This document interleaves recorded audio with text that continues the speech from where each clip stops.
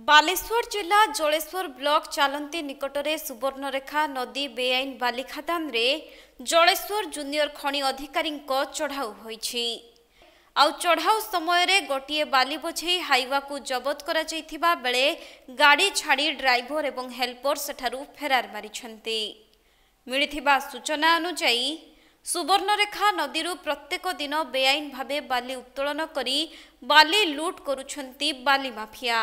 खनि विभागर बारंबार कार्यानुष्ठान परे मध्य बाली माफियांको मनरे टिकिए भी भय नाही। सेही क्रमरे आज भोर समय रे जेसीबी साहाय्य बाली उत्तोलन हेउथुबा खबर पाई जलेश्वर जूनियर खनि अधिकारी सत्यचिन्मय जेना घटनास्थल रे चढ़ाऊ करथिले एवं बाली उत्तोलन करुथुबा जेसीबी एवं अन्य डंपर और हाईवा चंपट मारिथिबा बेले गोटिए हाईवा छाड़ी ड्राइवर और हेल्पर फेरार मारिथिबारु केवल हाईवा को जबत करिछन्ति अधिकारी। सत्यचिन्मय जेना मु जूनियर माइनिंग अफिसर अच्छे बालेश्वर।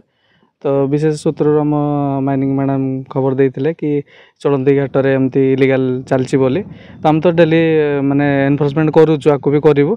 तो ये खबर पाई आसला बेले जेसीबी गोटे आ हाईवा गोटे थिला। आ जेसीबी जेहेतु से लंग डिस्टेंस थिला टिके मु आसली बाइक जोगे तो हाईवा को आम जबत कर देजु।